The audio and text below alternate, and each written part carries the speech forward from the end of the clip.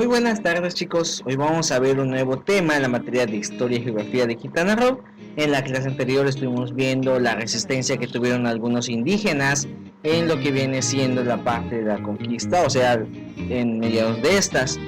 Hoy vamos a ver un poquito más adelante, ya llegando a la época de los 1800, y cómo se desempeñó esta península, este estado de Quintana Roo, frente a la llamada Guerra de Independencia.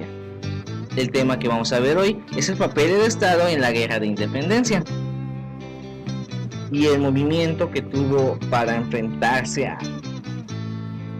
El tema de hoy es corto, chicos, no es tanto, de hecho no les voy a poner mucha información, mucho texto que copiar, pero sí les voy a poner nombres y datos importantes que quiero que vayan apuntando, ¿ok?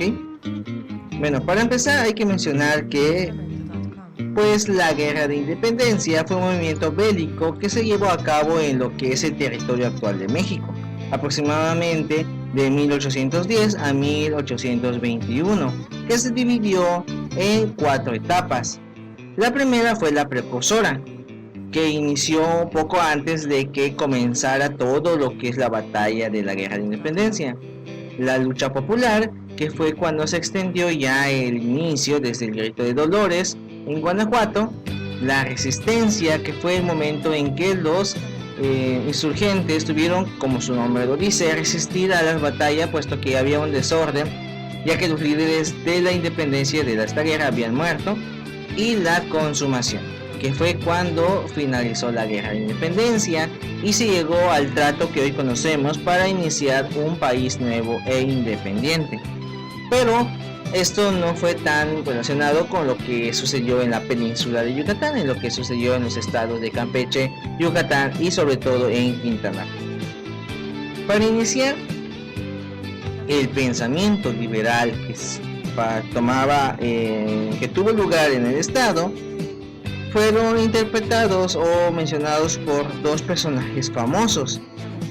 Que vamos a mencionar principalmente, o bueno, de los que vamos a mencionar, viene siendo el primero, que es Pablo Moreno Trial. Él nació en Valladolid, Yucatán, y fue hijo de un comerciante español. Se recibió como clérigo minorista en 1795, enseñó filosofía en lo que es la Universidad de Mérida, y su cátedra se cuestionó prácticamente dentro de los pensamientos conservadores, o prácticamente cuestionaba las ideologías de los conservadores que se manifestaban. Entre sus alumnos en esta universidad se encontraban Andrés Quintana Roo, insurgente de la Guerra de Independencia, y Lorenzo Zavala, que vamos a mencionar un poquito más adelante. Algunos de sus estudiantes de Moreno fueron encarcelados, pero ello no le impidió que floreciera el pensamiento independentista. Además, desempeñó varios cargos a lo largo del gobierno de Yucatán. Entre ellos podemos mencionar que fue procurador de indios en 1810, secretario de gobierno de 1812 a 1815, miembro de la Junta Provisional del Gubernamental en 1823 y miembro fundador del Congreso Constituyente del Estado. Prácticamente estuvo en el gobierno mucho tiempo dentro de esto, incluso desde antes que iniciara la Guerra de Independencia hasta después que estuvo. Ahora bien, otro personaje que mencionaremos y que es un factor importante dentro de este fue el capelán Velázquez de Alvarado. Capelán prácticamente es como un sinónimo de sacerdote, pero es de aquellos que llegaban al punto principal en lugares no religiosos como hospitales y ese tipo de cosas. Como sacerdote, prácticamente defendió la idea de que el territorio fuese devuelto a los indígenas y que ellos tuviesen la oportunidad de elegir el gobierno que más le convenga. Sobre todo que las riquezas acumuladas que tenían de manera ilegítima en los factores del gobierno conservador creara fondos para un común desarrollo y sea distribuido entre los indígenas y las personas blancas. Puso a disposición proyectos dentro de sus propios bienes. Del mismo modo que Hidalgo hizo en lo que viene siendo Guanajuato con sus conspiraciones y sus tertulias, en las que se hablaba sobre un aspecto liberal y cómo realizar literalmente un golpe para los conservadores. Mariano Velázquez leía los corresponsales liberales que realizaba en su capilla, en donde realizaba tertulias con los seguidores de su movimiento independentista. Entre ellos se encontraba Velázquez de Alvarado, que era líder o prácticamente era el encargado del seguimiento, junto con Manuel Jiménez Solís, Francisco Carvajal, Rafael Aguayo y Mariano Gutiérrez, entre los que vamos a mencionar.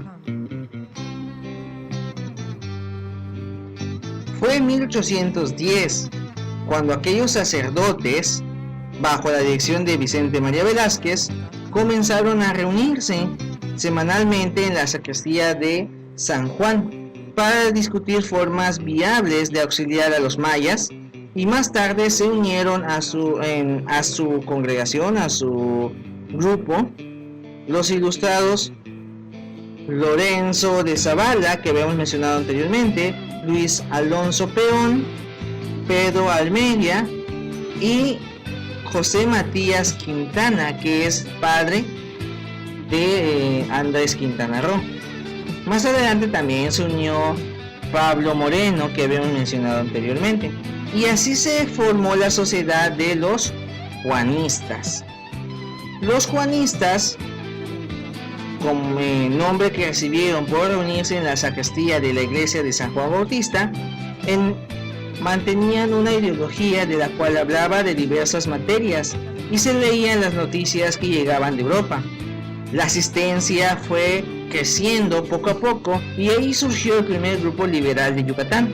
Se formó un club político con alumnos de variados maestros, incluyendo los de Pablo Moreno. A los conservadores que se opusieron, los liberales los llamaron despectivamente rutineros o serviles.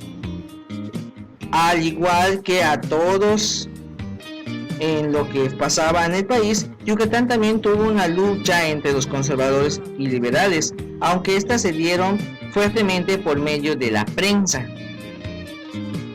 Solo Andrés Quintana Roo, entre otros caudillos, hicieron una lucha al pie en armas en contra de los conservadores. A pesar de la intervención de algunos insurgentes de Yucatán en el antiguo territorio de Quintana Roo, con sus propias composiciones sociales, no fue necesario una guerra como se explicó anteriormente, a pesar de que luchaban algunos insurgentes, como mencioné. Después de la Guerra de Independencia, el 15 de septiembre de 1821, después de la inmensa alianza que tuvo Guerrero e Iturbide en la llamada entrevista de Acatepa, ¿no? El famoso abrazo de Acatepa, y que Tabasco se declarara un estado libre, las autoridades de la península de Yucatán se reunieron en Mérida para acordar la independencia de Yucatán, conviviendo temporalmente con el gobierno bajo la Constitución de Cádiz. En cuanto al país recién independizado, llamando República Mexicana, la península de Yucatán tomó una idea de tratar de convertirse en una sola república, la llamada República de Yucatán, y también buscó condiciones específicas por si se llegaban a unir con el resto de la república, pero eso ya lo vamos a mencionar en otra clase. Ok, a partir de acá ya no no se adentra en lo que viene siendo la guerra de independencia, sino en un aspecto más expansionista o separatista, mejor dicho, de Santiago Imán. Pero eso ya lo mencionaremos en la siguiente clase. Como les dije, este tema es corto, es un poco aspecto dentro del papel. Como notaron, Yucatán tuvo un papel más político dentro de lo que es la guerra de independencia. Andrés Quintana Roo y otros insurgentes sí lucharon en contra de los conservadores a mano armada, pero en la mayoría de los aspectos ideológicos fueron a papel, luchando contra los conservadores en un movimiento político periodístico. Eso no quiere decir que no haya sido importante y que no haya sido de manera objetiva dentro de estos aspectos de líderes liberalistas. La razón por la cual no quiso unirse directamente a lo que viene siendo la República Mexicana y tratar de hacer su propio país fueron puntos que vamos a tratar en la siguiente clase. Por mi parte, en este tema sería todo. Espero hayan tomado notas. Si tienen dudas, por favor háganmelas saber.